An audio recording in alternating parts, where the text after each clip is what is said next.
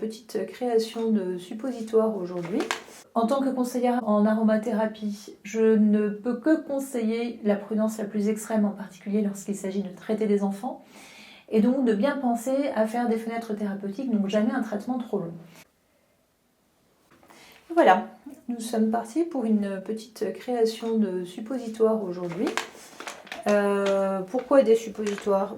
Tout simplement parce que nous avons un petit bout de 3 ans et demi qui est un petit peu fatigué, un petit peu enrhumé, avec une petite peau grasse, donc rien de bien inquiétant.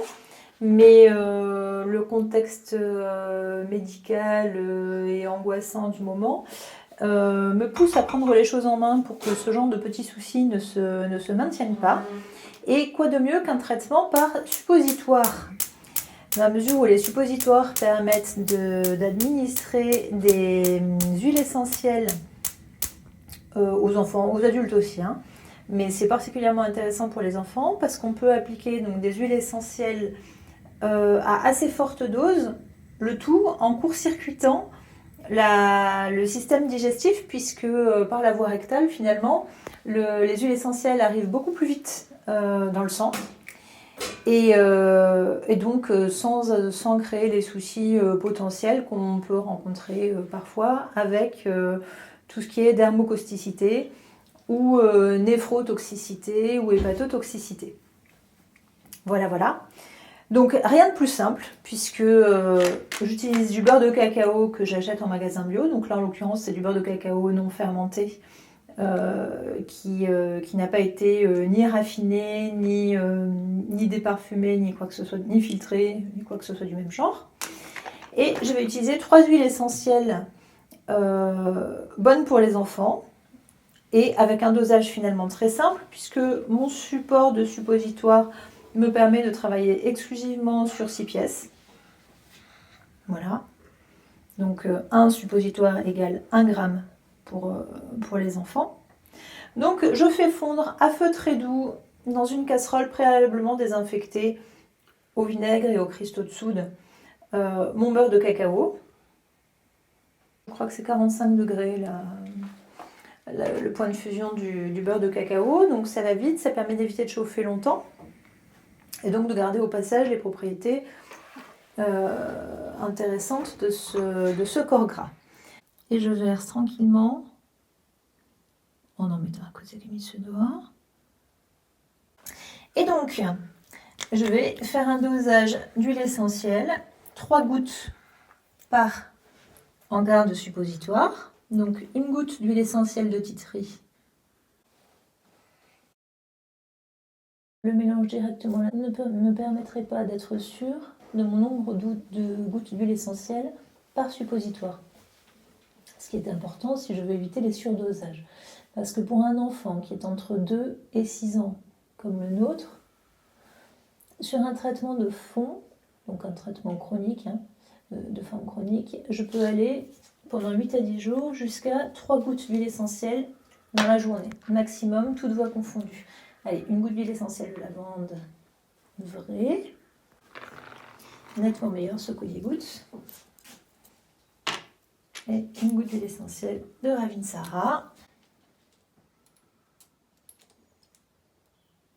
Avec ce genre de tige, c'est encore mieux en termes de précision. Voilà. Donc si c'était une forme aiguë, que nous étions en pleine crise grippale pour notre petit bout, j'irais jusqu'à 6 gouttes d'huile essentielle par jour parce que je répartirai la prise sur 2 à... Je répartirai les suppositoires sur 2 à 4 prises par jour. Je profiterai probablement de la sieste. Là, j'ai calculé trop court, donc je vais rajouter un petit peu de beurre de cacao que je vais faire fondre très légèrement et que je vais rajouter au-dessus.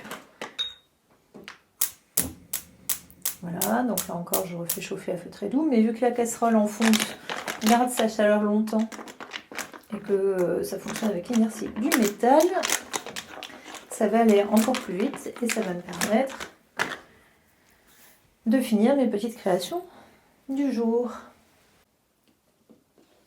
Alors, je vais peut-être récupérer ce qui est au-dessus et le faire glisser dedans. Voilà, c'est rempli. Et maintenant, on n'a plus besoin que de fermer tout ça. Mettre une petite protection pour les isoler de l'air. 6 suppositoires, de toute façon, pour mon petit bonhomme, ça va faire 6 jours de traitement. En tant que conseillère en aromathérapie, je ne peux que conseiller la prudence la plus extrême, en particulier lorsqu'il s'agit de traiter des enfants, et donc de bien penser à faire des fenêtres thérapeutiques, donc jamais un traitement trop long. Ça veut dire que après l'usage, pendant quelques jours, d'une huile essentielle, enfin, d'un traitement en huile essentielle, on arrête de se servir d'huile essentielle en question et on laisse au corps le temps de finir sa régulation le plus naturellement possible. Pourquoi est-ce que j'ai choisi les 3 huiles essentielles en question? Déjà parce que ce sont 3 huiles essentielles que nous pouvons faire prendre sans problème à des enfants, à condition de respecter les doses thérapeutiques et les usages adaptés.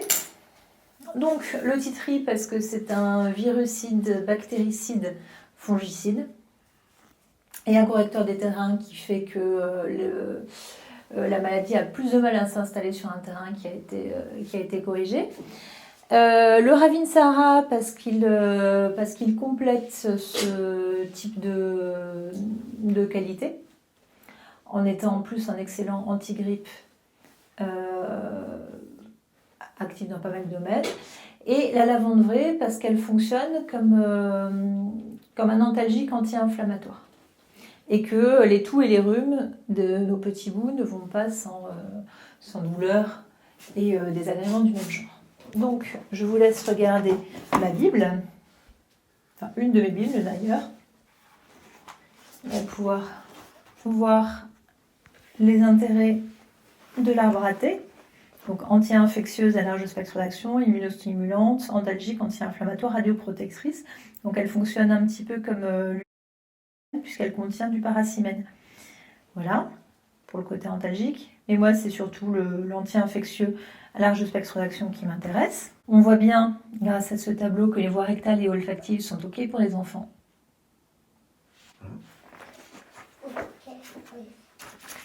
La lavande vraie, qui est une antispasmodique puissante, en plus d'être calmante, relaxante, sédative, anti-inflammatoire et antalgique, qui sont les propriétés qui m'intéressent le plus lorsque je fais du travail en aromathérapie avec des enfants. Là aussi, on peut voir qu'on est OK enfant, et là même dès moins d'1 an, hein, puisque que ce soit la voie cutanée, la voie rectale ou la voie olfactive, on peut en faire prendre à nos petits choux. Et enfin, la Ravinsara,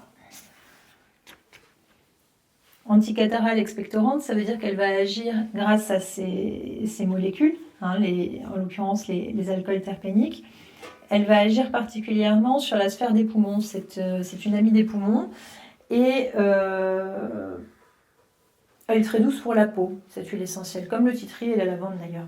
Ce qui ne veut absolument pas dire pour autant qu'on peut les appliquer sans les diluer dans de l'huile végétale, hein. Mais elles sont douces pour la peau. Je n'en dirai pas autant d'autres huiles essentielles qui sont très fortement antivirales, mais que je proscrirai même par voie rectale à cause de leur dermocausticité. Voilà, hein, que ce soit les familles des phénols ou les familles des aldéhydes aromatiques. Voilà, et pour finir donc sur le Ravinsara, là aussi on voit bien que la voie cutanée, la voie rectale et la voie olfactive sont autorisées sur les bébés même de moins d'1 an, à condition de respecter des dosages rigoureux. Donc comment j'ai fait mes calculs pour savoir le nombre de gouttes d'huile essentielle à utiliser? Ben, c'est pas compliqué. 1 millilitre d'huile essentielle, suivant la viscosité de l'huile essentielle, ça fait entre 20 et 25 gouttes. Donc moi je pars du principe que moins j'en mets, mieux je me porte et mieux mon entourage se porte. Et mieux la nature se porte puisqu'il s'agit quand même de respecter ses ressources naturelles et ces petites bombes que sont les huiles essentielles. Parce que même s'il s'agit d'une médecine naturelle, d'une thérapie naturelle, il ne s'agit en aucun cas d'une médecine douce. On peut s'empoisonner avec des huiles essentielles, on peut se brûler avec des huiles essentielles, on peut s'intoxiquer.